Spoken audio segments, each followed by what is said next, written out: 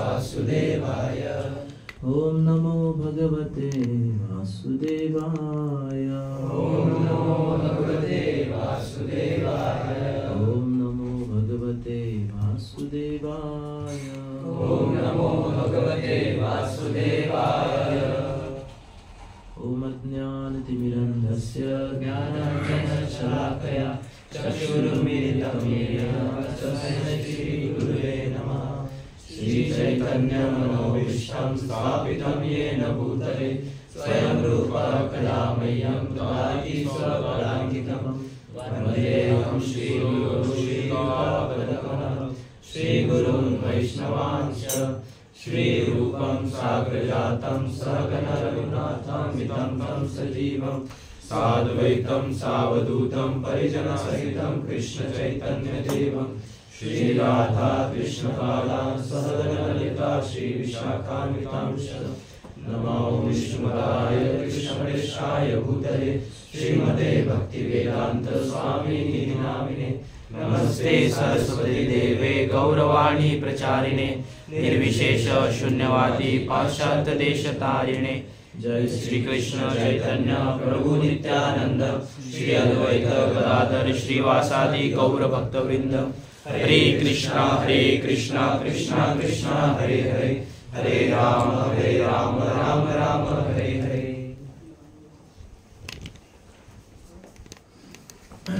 हरे कृष्ण। हिंदी तो इससे पहले मुझे लगता है मैं पहली बार यहाँ आ रहा हूँ, और इससे पहले हमारा बेस वो सोसाइटी का नाम मुझे याद नहीं आ रहा। हाँ, मिराकल में कुछ मिराकल हुआ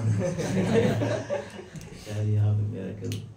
मैंने ऐसे पूछ लिया हम लोगों को कितने डिवोटी है, तो मुझे 23 अब ऐसा कुछ है।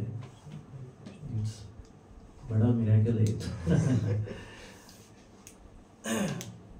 और यूजुअली मेरा थोड़ा सुबह का मॉर्निंग में बहुत सेवा रहता है, इसके कारण मैं मुझे शिवपाल को बताते हैं कि आप कभी जाओ क्लास की कभी, तो जैसे तैसे आज थोड़ा मैनेज कर पाया। तो श्रीमद् भागवत है आपके पास? 4th canto. ये इंग्लिश या हिंदी? इंग्लिश। हाँ, हिंदी वगैरह कुछ है? ठीक है, मोबाइल में अगर रहेगा तो है ना, रहेगा तो ठीक है, नहीं तो फिर हम ऐसे ही करेंगे, नो प्रॉब्लम।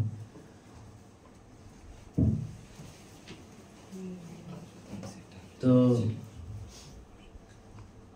भागवत के 4थे स्कंद में ध्रुव महाराज की कथा आती है। तो ये ध्रुव महाराज की कथा किस प्रकार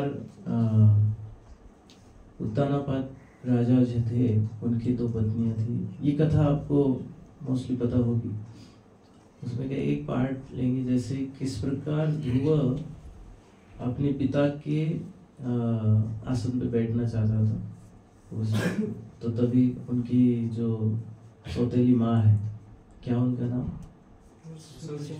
सुरुचि या सुनीति? सुरुचि। तो सुरुचि ने क्या किया, उसे गुस्से से उसे बोला कि आप भले ही आप उत्तानापाद महाराज के पुत्र हो, लेकिन आप यहाँ बैठने के लिए काबिल नहीं हो या पात्र नहीं हो। क्यों? क्योंकि आपने मेरे कोख से जन्म लिया नहीं, इसके कारण आप इनके यहाँ पे उनके लैब पे बैठने की योग्यता नहीं है, ऐसे बताया। तो प्रभुपाद जी तात्पर्य में इसमें बताते किस प्रकार ये जो सुरुचि है वो पूरा कथा के अलग अलग तात्पर्य में अलग अलग प्रभुपाद जी बताते। तो प्रभुपाद बोलते कि किस प्रकार सुरुचि और सुनीति ऐसे 2 पत्नी के नाम थे। सुनीति ये दिखने में इतना सुंदर नहीं थी, लेकिन सुनीति उनका जो नीति को और क्या बोल सकते, उनका जो आचरण था, कैरेक्टर बहुत ही सुंदर था। तो ये सु बोल तो बहुत सुंदर, और सुरुचि जो है वो देखने की सुंदर थी, लेकिन उनका कैरेक्टर इतना ठीक नहीं था। लेकिन वही रानी उत्तनपद राजा को ज्यादा प्रिय थी। तो एक आचार्य विश्वनाथ चक्र ठाकुर की एक टिप्पणी में कहा गया है कि किस प्रकार एक यहाँ पे जो डिवोटी है सब, हम कितने सालों से फिर भी अब कब से भक्ति में कर रहे हैं, कितने 3 years 1 year 3 years ओके, जिस महीने, क्योंकि बहुत बार ऐसा होता है कि हम शुरू कर लेते और श्रोताओं को क्या समझ आया, इसलिए मैंने जस्ट पूछ लिया। तो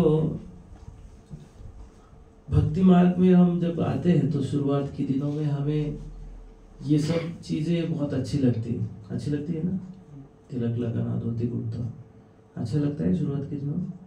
नहीं लगता। हाँ, ये सिंसियरली बता रहे, क्योंकि शुरुआत में हम भी आते थे, मैं भी खुद आया था, तो मुझे इतना अच्छा नहीं लगता धोती कुर्ता डालना, तिलक वगैरह। मैं जब प्रोग्राम को आता था तो बैग में धोती कुर्ता बैग में डाल के आता था, और गाड़ी में पैंट शर्ट में आता, और वहाँ पे आके चेंज करके धोती कुर्ता फिर डिवोटी रोल में आ जाता था। उसके बाद में, और वो टाइम में कैसा है कि सब जो कोई भक्त जो तिलकधारी धोती कुर्ता वाले जो भी कोई दिखते थे उनको दंडवत प्रणाम करते थे एकदम, हरे कृष्ण वांछा कल्पित, यस प्रभु जी क्या सेवा करूँ मैं, ऐसा। तो बहुत ही नम्र है कि नहीं, क्योंकि हमें कुछ पता नहीं, तो जो कुछ कोई बोल रहा है तिलकधारी तो वो एकदम शुद्ध भक्त ही है ना हमारे लिए। तो वो जो बोलेंगे वो हमारे लिए एकदम एक शास्त्र ज्ञानी है। तो इस हिसाब से हम ये नम्रता हम करते हैं, लेकिन कुछ साल होने के बाद क्या हो जाता है, वो नम्रता रहती है क्या, निकल जाती है। अभी गौर पूर्णिमा आ रहा है इस महीने में, 25 को गौर पूर्णिमा है, चैतन्य महाप्रभु का आविर्भाव। तो चैतन्य महाप्रभु, अभी मैं वो चैतन्य महाप्रभु के बारे में भी हम थोड़ा चर्चा करेंगे, क्योंकि गौर पूर्णिमा है। तो चैतन्य महाप्रभु के बारे में या बहुत से ग्रंथ लिखे, लेकिन 3 प्रमुख ग्रंथ हैं। उसमें पहला है कि चैतन्य चरितामृत, किसने लिखा है, कृष्णदास कविराज गोस्वामी। दूसरा है चैतन्य भागवत, उनके लेखक है वृंदावन दास ठाकुर। और तीसरा है चैतन्य मंगल, उसके आचार्य या लिखने वाले जो लेखक है उनका नाम लोचन दास ठाकुर। तो इन तीनों ग्रंथों में महाप्रभु की अलग अलग बहुत सुंदर सुंदर लीला बताई है। अभी आप बताइए प्रभु जी सुरुचि सुनीति कहाँ गए, आएंगे हम उधर आएंगे। तो ये चैतन्य चरितामृत के जो लेखक है उनका नाम कृष्णदास कविराज गोस्वामी। वो अपने ग्रंथ में, ये ग्रंथ 3 भागों में है, आदि लीला, मध्य लीला और अंत्य लीला। उसे पानी दे दो, पानी वगैरह पी। तो ये बैठो एक गया हरि को। हाँ, तो ये आदि लीला में कृष्णदास कविराज गोस्वामी लिखते हैं कि ये ग्रंथ जो आप पढ़ रहे हो, आप ये ग्रंथ से अच्छा आप चैतन्य भागवत या चैतन्य मंगल पढ़ो, मेरा ग्रंथ मत पढ़ो। मेरा कुछ योग्यता नहीं है ये ग्रंथ लिखने की। तो ऐसा कोई ऑथर आज दिखेगा कि अपना ही किताब लिखता है और अपनी किताब बोलता है कि मेरा ग्रंथ मत पढ़ो, दूसरे का इसका लिखा हुआ पढ़ो। लेकिन ये बोल रहे कि क्यों, क्योंकि मेरा योग्यता नहीं है ये सब लिखना और महाप्रभु के बारे में। तो ये उनकी नम्रता है। और आगे चल के यही कृष्णास कविराज गोस्वामी में आदि लीला मध्य लीला में भी बोलते वही है कि मैं क्या कर रहा हूँ, ये ग्रंथ मेरा मत पढ़ो। और बहुत ही नम्रता से बहुत सुंदर सुंदर वो चैतन्य चरितामृत श्लोक बताते हैं कि मैं अज्ञानी हूँ, मैं एक जगह पे तो लिखा है मैं विष्टा की कीड़ा के समान हूँ। ऐसा पूरा बहुत ही नम्रता से ये मध्य लीला में, अंत्य लीला में भी वही बोलते कि किस प्रकार वो तीनों भागों में वो अपनी नम्रता दिखा। तो ऐसे देखा जाए हम भक्ति में आते हैं तो हमारा भी मध्य लीला, अंत्य लीला, आदि लीला होता है। शुरुआत में हम भक्ति में आते तो आदि लीला रहता है, तो नम्रता रहता है, हरे कृष्ण हरि बोल, क्या चाहिए, क्या सेवा करूं। फिर बाद में थोड़ा मध्य लीला आ जाता है कुछ साल होने के बाद, तो हमें लगता है कि अरे मैं भी प्रवचन दे सकता हूँ, मैं भी गा सकता हूँ, मैं भी क्वेश्चन का आंसर दे सकता हूँ, मैं भी श्लोक पढ़ सकता हूँ, बायट कर सकता हूँ। तो इससे क्या होता है, हमारा दिमाग खराब हो जाता है तो फिर हमारी नम्रता और वो सब क्या हो जाता है। मैं बोल रहा हूँ सही है ना ये हर केस में होता है, ये भक्ति में नहीं।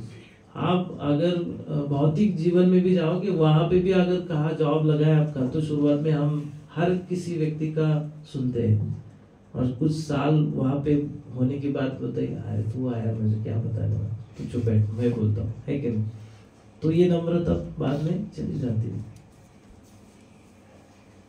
और फिर बाद में अंत्य, थर्ड जो अंत्य लीला है, उसमें भी हम क्या करते हैं, हमें याद आता है यार मैंने बहुत गलतियां की, इसको बोला, उसको बोला, ये अपराध किया, वो अपराध किया। बाद में हम क्या करते हैं, उससे हम फिर माफी मांगने लगते हैं, अरे क्षमा करो, मेरे से गलती हो गई, लास्ट टाइम मैंने आपको ऐसा बोला था, 2005 में मैंने आपको ऐसा बोला, 2023 में क्षमा मांग तो ये क्या है, तो ये इस प्रकार हमारी नम्रता का उतार चढ़ाव होते रहते।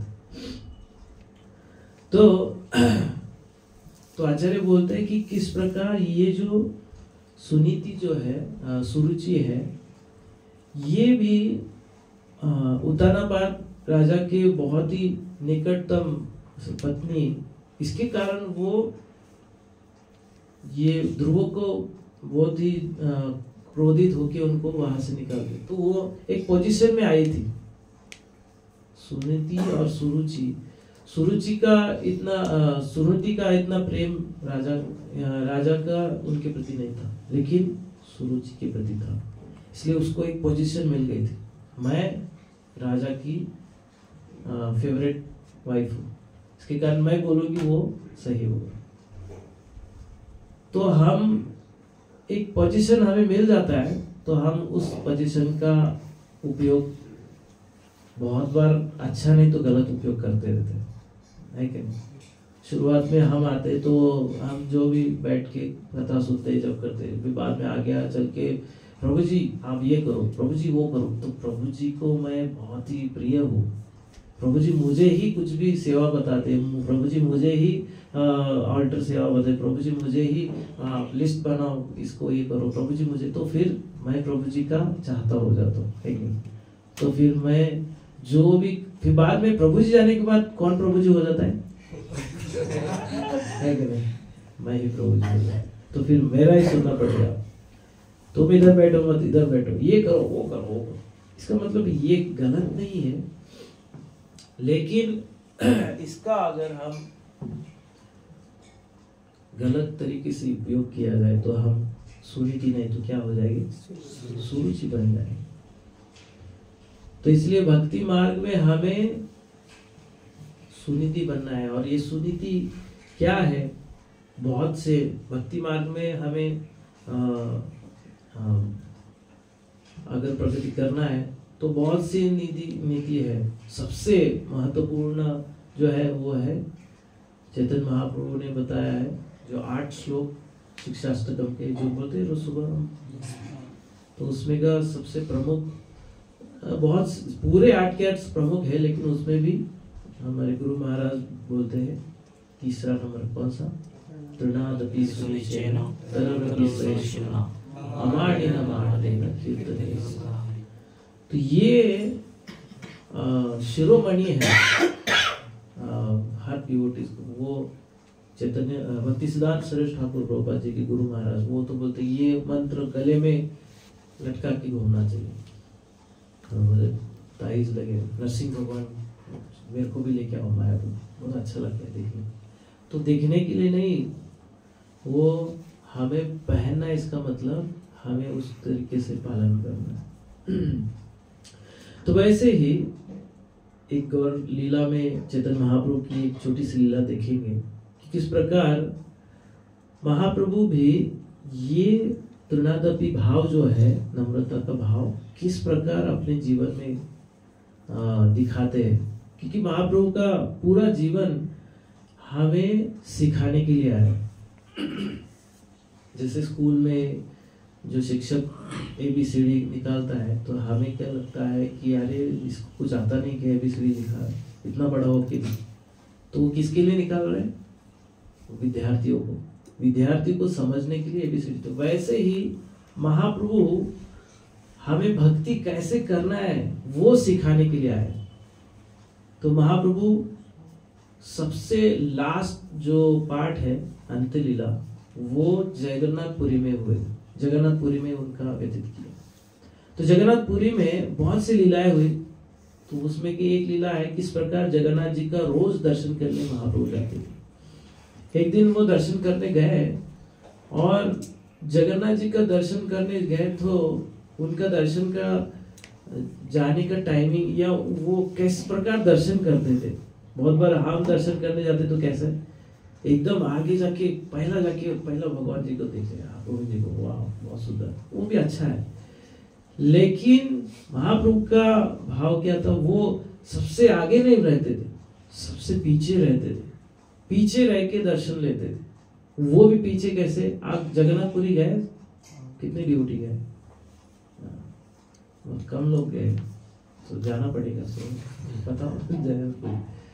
तो जगन्नाथ मंदिर, जो जगन्नाथ जी का दर्शन, जैसे यहाँ पे ऑल्टर है, वहां पे प्रभुपाद जी है, तो वैसे ही सामने गरुड़ जी का गरुड़ स्तंभ रहता है। तो वहां पे महाप्रभु, उस बीच में का जो डिस्टेंस कितना रहेगा, एक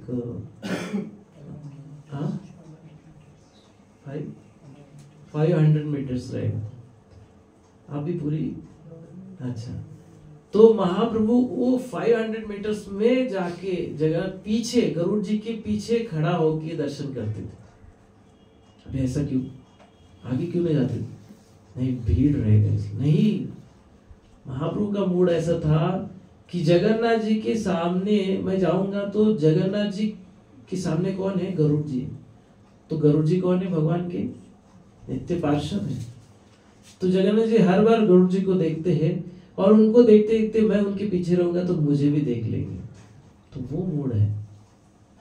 हम दर्शन करते हैं भगवान की, तो प्रभुपाद जी सामने रहते, तो भगवान हर बार प्रभुपाद जी को अपनी कृपा दृष्टि देते हैं।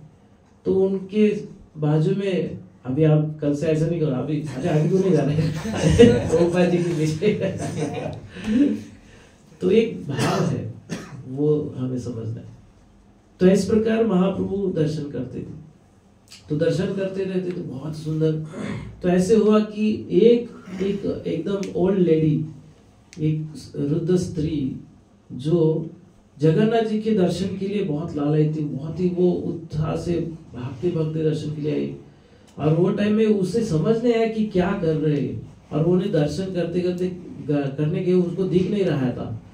तो वो ही गरुड़ जी के सामने महाप्रभु, बाजू में महाप्रभु थे। तो वो महाप्रभु के पीठ के बल कंधे पे चढ़ गई और एक पैर महाप्रभु के पैर कंधे पे और एक पैर गरुड़ जी के गरुड़ स्तंभ पे, और वैसे देख रही थी जगन्नाथ जी के दर्शन।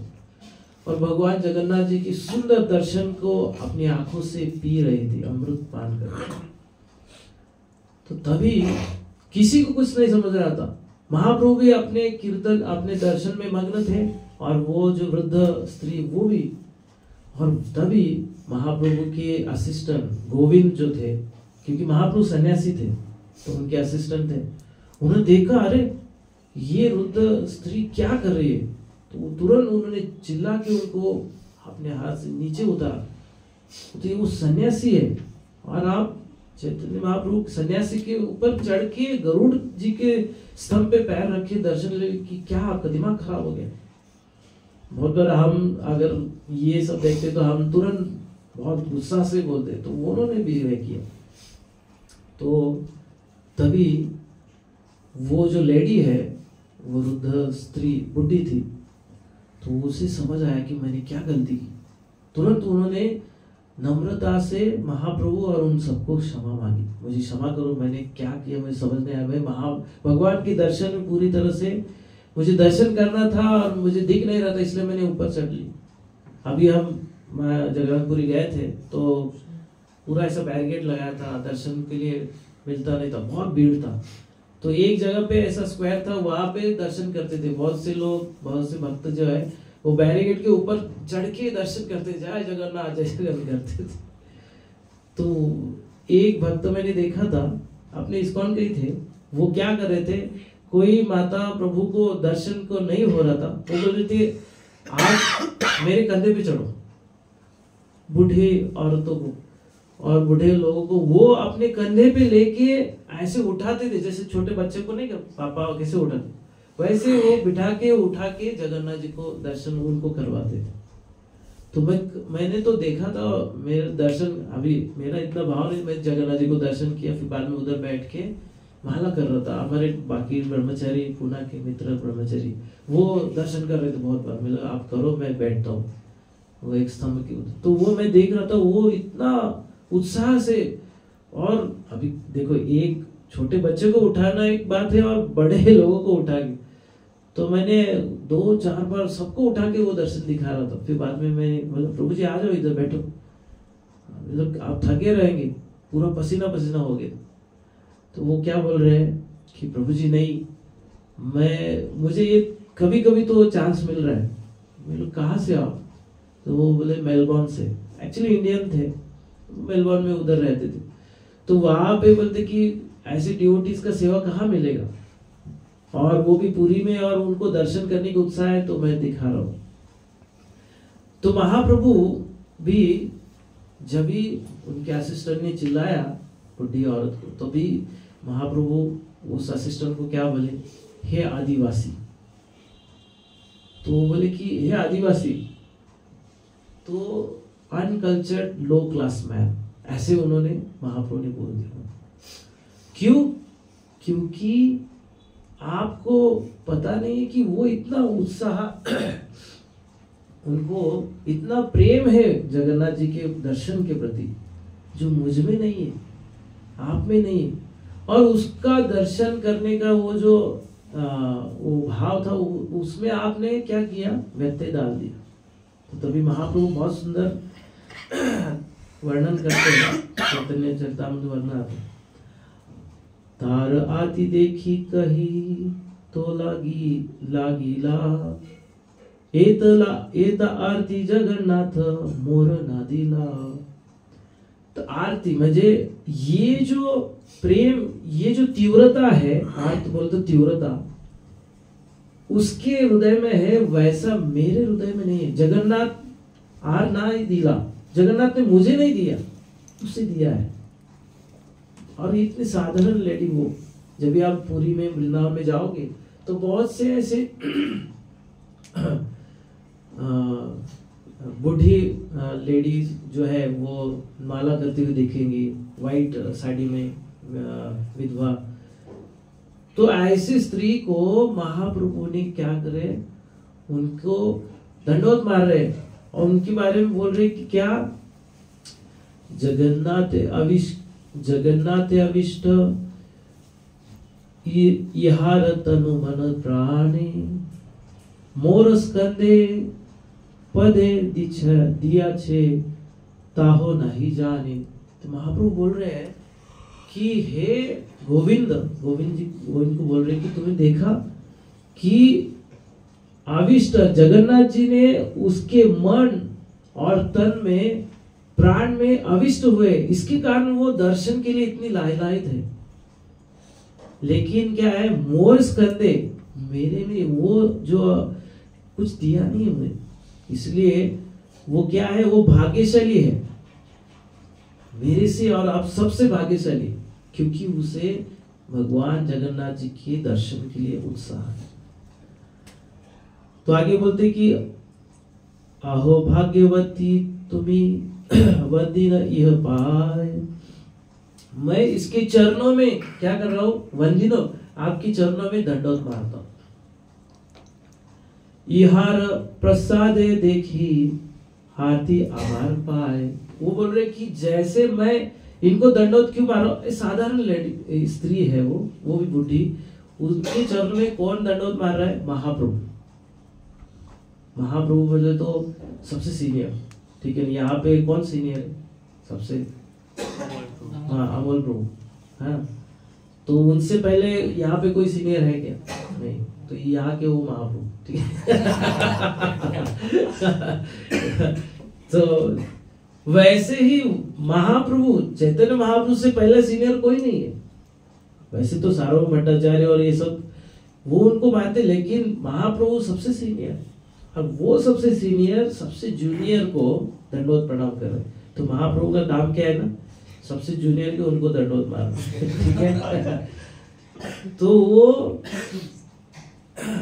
महाप्रभु नम्रता दिखा रहे, अमानी न मान देना, ये भाव हर एक जो कोई स्पिरिचुअल पोस्ट पे जो भी है उसका ये भाव होना चाहिए। ये हमें इस छोटी सी लीला में दिखा रहे, सिखा रहे हमें। तो हम कोई भी पोजीशन में रहे, कितने भी पुराने सीनियर डिओटी रहे या कोई काउंसलर है, कोई प्रीचर है, जो भी है, तो वो सबको ये अमानी न मान देना, ये भाव हमारे जीवन में हमें पालन करना चाहिए। ये महाप्रभु दिखा रहे कि वो बोल रहे कि भाग्यशाली तुम्हें, यहाँ इनको दंडवत मारने से यही भाव मुझे में आएगा। हमें क्यों मारना है, दिखाने के लिए नहीं, क्योंकि हमने पहले आदि लीला में कौन सा हमारा लीला है, नम्रता, प्रभु जी बताओ कैसे होगा। लेकिन जब अंत लीला या मध्य लीला में हमारा वो भाव नहीं रहता, वो भाव आने के लिए दंडवत मारना है हमको, नम्रता है कि नहीं। जब भी चैतन्य श्रील प्रभुपाद गौर गोविंद महाराज, परम पूज्य गौर गोविंद महाराज जानते, वो महाप्रभुपाद जी के सीनियर मोस्ट शिष्य है। उनको जब पहली बार मिले तो प्रभुपाद ने क्या उनको बोला, आपने संन्यास लिया। अगर यहाँ पे कोई बेस में आ गया और उनको अरे आपने संन्यास लिया क्या, हाँ, तो एकदम शॉक लगेगा, एकदम धक्का लग जा रहे, मैं यहाँ पे पढ़ने आया, प्रभु जी संन्यास डायरेक्ट क्यों दे रहे। तो प्रभुपाद जी उनको डायरेक्ट बोल दिया आपने संन्यास लिया क्या। और कुछ महीनों में के बाद उनको दीक्षा, हरिनाम दीक्षा, ब्राह्मण दीक्षा और संन्यास, ऐसा पूरा 2 या 3 दीक्षा एक साथ दे दी। तो बाकी के लोग बोलने लगे, उनके शिष्य, प्रभुपाद वो तो न्यू भक्त है, उनको क्यों दे रहे। प्रभुपाद बोले न्यू भक्त, आप न्यू भक्त है, वो नहीं। क्योंकि एक शुद्ध भक्त ही जानता है कि दूसरे शुद्ध भक्त को, भले ही वो कौन से पैंट शर्ट में है, ये वो तो बायातकारी है। नारद मुनि जब प्रहलाद महाराज को जब भागवत में, बृहद भागवत में कथा आती है, वो जो ब्राह्मण देखता है प्रहलाद महाराज को तो वो तुरंत समझ जाता है। अजामिल को विष्णुदूत आए तो विष्णुदूत ने समझ गया कि ये भक्त है, लेकिन यमदूत आए बोले ये पापी है, इसको लेके जाना। तो एक डिवोटी इसको समझ सकता है। इसका मतलब ये नहीं हाँ प्रभु जी मुझे जानते हो ना नहीं, वो अपने आप से आता है, ठीक है ना। उनको कुछ ये करने की जरूरत नहीं। ध्रुव महाराज के हम केस में देखा कि किस प्रकार ध्रुव महाराज के प्रसंग में प्रभुपाद जी बोलते कि किस प्रकार ध्रुव महाराज ने इतनी सुंदर भक्ति की कि इससे क्या हो गया, उनकी जो माँ है वो भी उनका लाभ मिल गया, तो वो भक्त बन गई और वो उनको भी भगवत धाम जाने का मौका मिल गया। तो उस केस में प्रभुपाद जी भी लिखते कि हर एक व्यक्ति भगवत भक्त है, और कौन क्या पता कौन शुद्ध भक्त है। यहाँ पे अभी 23 भक्त में कौन शुद्ध भक्त है, कौन सन्यासी होगा, कोई ब्रह्मचारी होगा, है कि नहीं, समझ में आएगा। तो प्रभुपाद बोलते कि मेरे जो शिष्य है उनमें से एक कोई तो इतना शुद्ध भक्त रहेगा, उसके द्वारा मैं भगवत धाम चला जाऊं। कौन बोल रहे हैं? प्रभुपाद जी बोल रहे। तो ये प्रभुपाद जी का वर्ड है। तो ये क्या है, ऐसा नहीं ये बोल रहे, प्रभुपाद बोल रहे कि दिखाने के लिए ये अमान ही ना मान देना, ये भाव उनका है। तो हमें यही समझना चाहिए कि हम कितने साल पुराने भक्त हैं। मैं 16 माला इतने सालों से कर रहा हूँ, एकादशी को 64 कर रहा हूँ, और निर्जल कर रहा हूँ, और क्या क्या बहुत कुछ आजकल चल रहा है। तो ये सब कर रहे हैं, लेकिन ये भाव नहीं रहेगा अमानी न मान, तो फिर क्या है, सब क्या है, जीरो। ये अमानी भाव ये बहुत ही जरूरी है। तो वो शुद्ध भक्त का भाव क्या है कि वो हर बार अपने आप को श्रवण मोड में रखता है। बोलते मोबाइल में वो साइलेंट मोड में रखो, बस बीच बीच में साइलेंट मोड। तो वैसे अपना मोड क्या है, श्रवण, बॉस मोड नहीं, श्रवण मोड में रखना है। तो वो रहेगा तो ज्यादा आवाज नहीं होगा, ज्यादा डिस्टर्बेंस नहीं होगा। जब हमारा वो क्या दूसरा कौन सा रहता है, म्यूट नहीं आवाज जनरल मोड रहेगा तो क्या होगा, आवाज करते रहेगा, कभी इधर से बांसुरी, कभी ये वो डिस्टर्बेंस ज्यादा होगा। तो इसलिए सर्वर मोड जो है साइलेंट मोड में रहेगा, तो वो एकदम अच्छी तरह से सब अपने अपने काम में रहेंगे। तो इसलिए एक श्रीधर प्रभु करके डिवोटी है, तो उन्होंने बहुत सुंदर उदाहरण दिया था गोपीनाथ मंदिर में। बोलते कि जैसे पानी जो है उसका स्वभाव क्या है, पानी का स्वभाव क्या है, बहना, तरलता। तो वही पानी जब फाउंटेन में देखते हैं, वो पानी कैसे ऊपर जाता है। कुछ फाउंटेन रहते कुछ सेंटीमीटर ऊपर जाते, कुछ फाउंटेन रहते कि कुछ बहुत से फुट ऊपर जाते। आप अगर दुबई में ना वो फाउंटेन का एक शो रहता है, वो किसी ने मेरे को वीडियो भेजा था। म्यूजिक पे वो कितना बड़ा ऊपर जाता है, नीचे आता है, अलग अलग म्यूजिक पे चलता है वो, आपने भी देखा रहेगा। लेकिन वो पानी ऊपर जाता है, उसका स्वभाव वो है क्या, कैसे जाता है ऊपर, क्या कारण, मशीन पंप लगाना पड़ता है नीचे, तो वो पंप से पानी ऊपर जाता है। लेकिन वो पंप निकाल जाए तो क्या होगा, उसका स्वभाव ही है तरलता, वो नीचे की तरफ ही बहेगा। तो वैसे ही एक शुद्ध भक्त, एक भक्त का स्वभाव ही है वो नम्र रहता है, अमानी न मान दे। उसे भले ही पंप से वो बड़े बड़े पोजीशन में रहेगा, वो प्रीचर रहेगा, प्रचार और काउंसलर रहेगा, या बेस का कौन HOD CO क्या जो भी है वो रहेगा, लेकिन उसका स्वभाव ही है नम्रता। वो पोजीशन में रहेगा, वो पंप से बाहर आएगा, पंप बंद हो जाए तो अपने आप नम्रता रहे, उसे और दूसरा कुछ जरूरत नहीं करने की। उसे लगता नहीं कि अरे मैं तो ऊपर था, नहीं, जब पंप खत्म है नीचे आ जाता है। तो वैसे ही हमें क्या करना है कि अपने जीवन में ये नम्रता अपने जीवन में रहना है, अमान ही न मान दे। जैसे श्रीधर स्वामी महाराज बोलते हैं कि परम पूज्य राधानाथ स्वामी महाराज जो हम उनके डिसाइपल हैं, तो बोले इसका मतलब ये नहीं कि महाराज स्पेशल है, महाराज बहुत सुंदर है, महाराज बहुत महान है, तो इसका मतलब हम भी उतने ही महान है। नहीं, हमें महान होना पड़ेगा। उनके डिसाइपल भी उतने होंगे ऐसा नहीं, क्योंकि गुरु एक है और शिष्य दूसरी चीज है। अगर गुरु का बहुत ही अच्छी तरह 100% हम फॉलो करेंगे तो ही उनकी तरह हम बन पाएंगे। तो इसलिए हमें ये जरूरी है। इसलिए सुरुचि जो है अपनी पोजीशन को गलत तरीके से उपयोग करके उन्होंने क्या किया, ध्रुव को डांटा, यहाँ से निकलने को कहा। लेकिन यहाँ पे अगर सुरुचि और चैतन्य महाप्रभु का अगर तुलना लिया जाए तो वो एक पोजीशन में है, लेकिन महाप्रभु सबसे बड़ी पोजीशन में, सुप्रीम पर्सनालिटी ऑफ गॉड है, तो वो सबसे ऊपर है। लेकिन वो सबसे ऊपर रहने वाला व्यक्ति या भगवान वो सबसे नीचे जो विडो, जिस स्त्री बुद्धि थी, उनको चरण में वंदन कर रहे, दंडोत कर रहे। क्यों?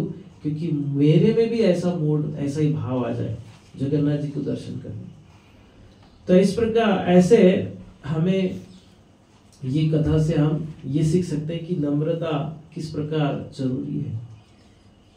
जैसे भक्तिमान में 3 जो कैटेगरीज रहते, उत्तम, मध्यम आणि कनिष्ठ। तो उत्तम स्तर पे अगर यही लीला होती है कि उत्तम स्तर पे अगर कोई अपने ऊपर चढ़ने का प्रयास करे तो वाह कितना अच्छा शुद्ध भक्त है, कितना प्रगति है, कितना उत्साह है इसका, वाह चलो आगे चलो अच्छा है। लेकिन वही मध्यम स्तर पे अगर कोई होता है तो उससे क्या होता है, तो हाँ अच्छा है, लेकिन वो जब ऊपर चढ़ता है उसे समझता है अरे मैंने कुछ अपराध किया, तो नीचे उतर के मुझे क्षमा करो प्रभु जी, मैंने आपको लांघा या जो भी कुछ मर्यादा व्यतिक्रम किया, ऐसे हम बोलते। ये मध्यम स्तर। कनिष्ठ स्तर क्या है? जैसे ही हम हमारे से कोई ऊपर या आगे चला जाता है तो क्या होता है, यहाँ पे कुछ हो जाता है कि नहीं? ऊपर गया उसको देख के हमें एनवीनेस आ जाता है, अरे कैसे क्या, ये अभी मेरे पहले कल आया था और वो मेरे से आगे कैसे चला गया। और जो जाने वाला है उसको भी अगर जाने नहीं दिया है, तुम चुप बैठ, तुम कल आया तुम इधर ही सेवा करो, झाड़ू पोछा करो, बाकी मैं ऊपर सेवा करूँ, तो उससे क्या लगेगा, कितना इसका प्राउड है, कितना वो प्राउड करता है, अपने जूनियर्स को भी वो ऐसे ही कर रहा है। तो दोनों क्या कर रहे हैं, एक दूसरे का गलती बता रहे हैं। तो ये कनिष्ठ स्तर है। तो इसलिए ये इस स्तर से हमें ये अमानी न मान देना भाव से ही बाहर निकल सकते हैं। इसीलिए परम पूज्य राधा स्वामी महाराज एक प्रवचन बोलते कि ये जो एनवीनेस है, एनवी बोले तो क्या, द्वेष, ये भगवत धाम में नहीं, यहाँ पे ही है। बोलते कि हाँ भगवत धाम में भी है, लेकिन उसका परावर्तन उल्टा है। यहाँ पे क्या है, अरे ये कितना ये कर रहा है, ऐसे इसको क्यों मिल रहा है, मेरे को कुछ नहीं मिल रहा, ऐसा कर रहे हैं आप। लेकिन भगवत धाम में बोलते कि अरे ये इतना अच्छा सेवा कर, मैं क्यों नहीं कर रहा हूँ, मुझे भी करना है। ये अच्छा माला कर रहा है, मुझे भी करना है। तो वही एनवी है, लेकिन उसको चेंज हुआ है। तो इसलिए ये महाप्रभु की इस सुंदर लीला से हमें ये सुंदर शिक्षा मिलती है कि किस प्रकार हमें अमानी न मान देना और कीर्तनीय सदा हरि, इस भाव में हम रहेंगे तो महाप्रभु की कृपा हम प्राप्त कर सकते हैं। तो इसलिए इस गौर पूर्णिमा के आने वाले महोत्सव में हम प्रयास कर सकते हैं, प्रार्थना कर सकते हैं महाप्रभु या राधा गोविंद देव कि मुझे भी ऐसी नम्रता, सहिष्णुता और कीर्तनीय सदा हरि हमारे हृदय में आए, ऐसे प्रार्थना कर सकते। हरे कृष्ण। किसी कुछ प्रश्न कुछ रहेगा? मेरा हिंदी थोड़ा मैं कभी कभी हिंदी बोलता हूँ। कोई प्रश्न है?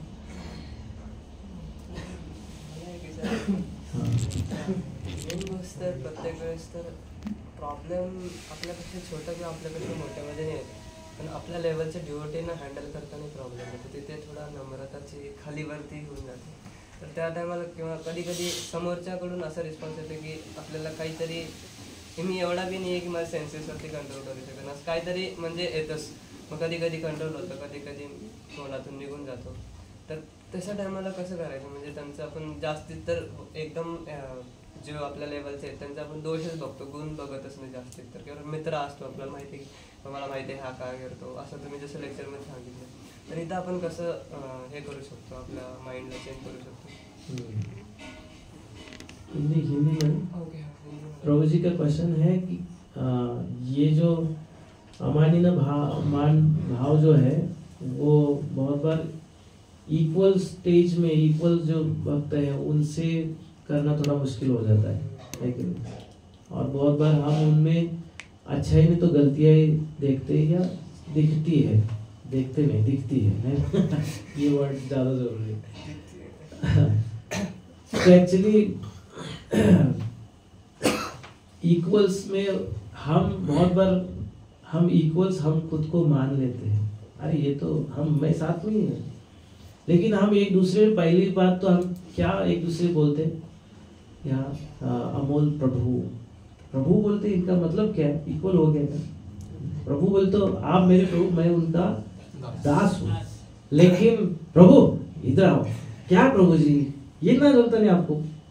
तो प्रभु को प्रभु की तरह हमें ट्रीट करना है समझ गए ना. बहुत बार हमारा यूज टू हो जाता है, प्रभु अरे प्रभु जी एवढा बर्तन क्लीन कर दो ना प्रभु जी. तो हमारा ऐसा है कि हम भक्ति मार्ग में आने के बाद बहुत बार बहुत सी चीजें कर करके हमारा उसका यूज टू हो जाता है. तो इसीलिए भक्ति ये कृष्ण भावनामृत जो है, कृष्ण कॉन्शियसनेस, तो सब कॉन्शियस पे डिपेंड करता है.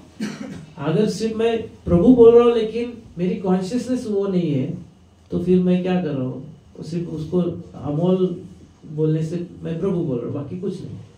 सिर्फ कॉन्शियस भी रहना चाहिए कि अगर मेरे को गलती किसमें, सब में गलती है. आपको जो दिख रही है वो गलती हमारे में भी है.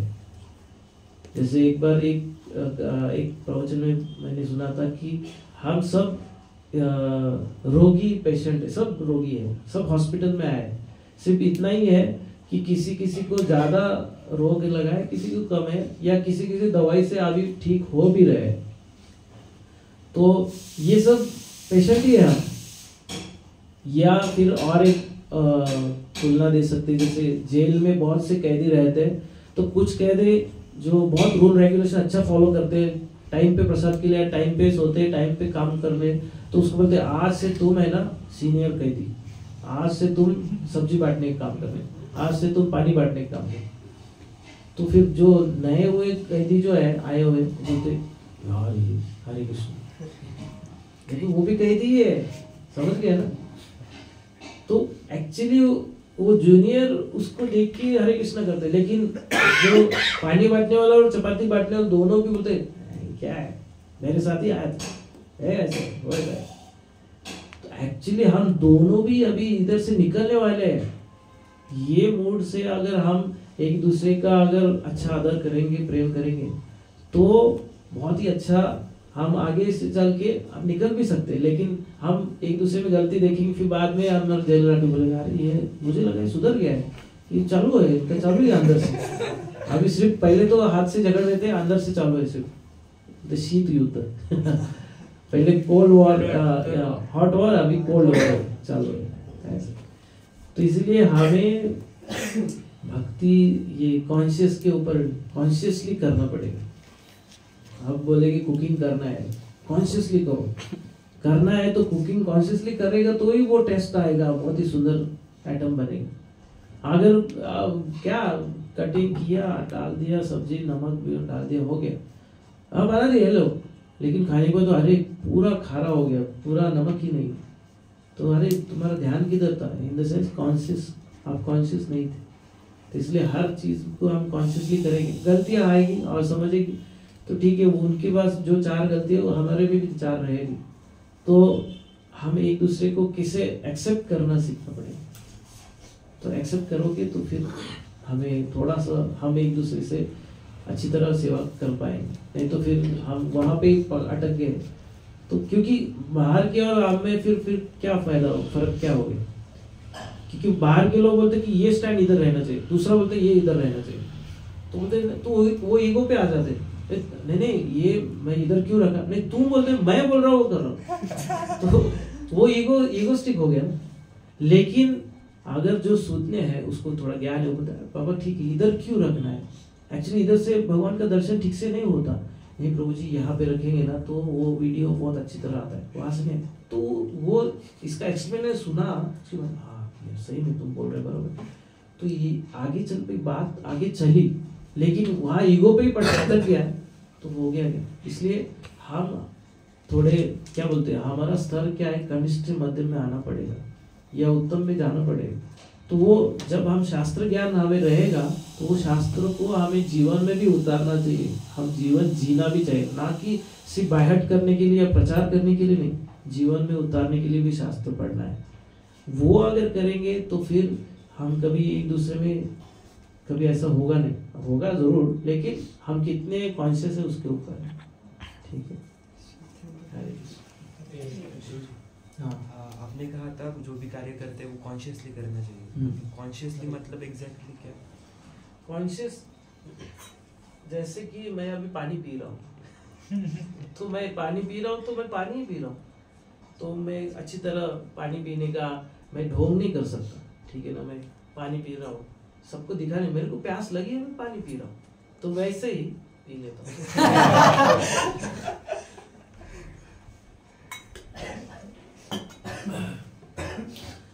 हर चीज को हमें कॉन्शियसली करना कि भगवान को मैं आरती करने का, मैं आरती कर रहा हूँ तो प्रतिमा नहीं तुम्हें साक्षात ब्रजेंद्र नंदन, तो ये मैंने सुना है तो वैसे ही मैं कर रहा हूँ, नहीं तो ऐसे क्या यार अमूल प्रभु ने सेवा दी है करना पड़ेगा अभी क्या, उसके बाद में पढ़ाई करनी है, उसके बाद में गोविंद धाम में जाना है, गोविंद धाम में खाना है, आरती कर रहा है वो, और वो उसका प्लानिंग क्या करना है, तो ऐसा रहेगा तो वो क्या होगा, क्या होगा?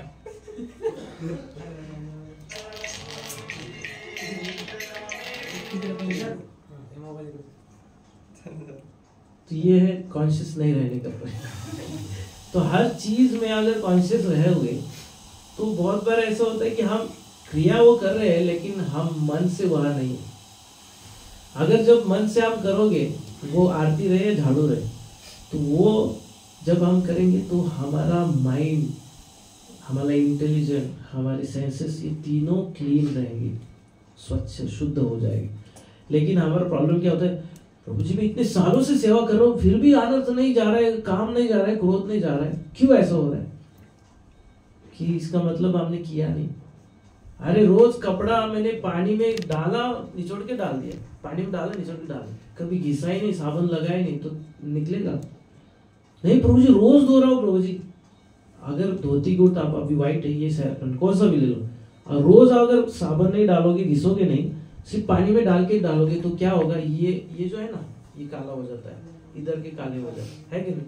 अनुभव है, कभी उसको घिसा ही नहीं, फोकस करके उसके ऊपर कभी काम ही नहीं किया, तो क्या होगा, वो आगे चल के खराब होते जाते हैं। वैसे ही अपने ये भक्ति का ये जो पूरा धोना है, किसको हार्ट पे, इसमें क्या क्या प्रॉब्लम है, क्या क्या है, ये क्या क्या वीकनेस है, क्या क्या अपना अच्छा गुण है, तो वीकनेस की काम कर रहे हैं कि नहीं, इसके ऊपर अपना खुद ध्यान देना पड़ेगा। या हम खुद से नहीं हो रहा है तो हम दूसरों को या वरिष्ठों को जाके पूछना चाहिए, प्रभु जी क्या करें, मेरे को ये लस्ट बहुत तकलीफ दे रहा है, इसके ऊपर मैं काम करो नहीं निकल रहा है, क्या करना चाहिए और क्या करना चाहिए।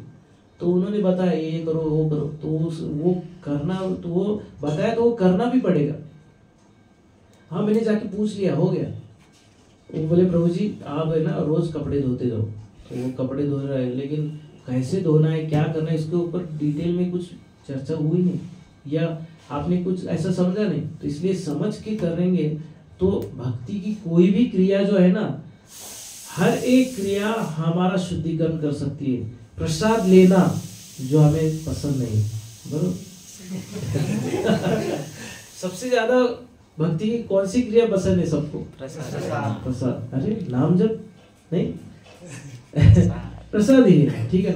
वो प्रसाद लेने की क्रिया, उससे भी हम शुद्ध हो सकते हैं, लेकिन हम कॉन्शियसली कर रहे हैं क्या?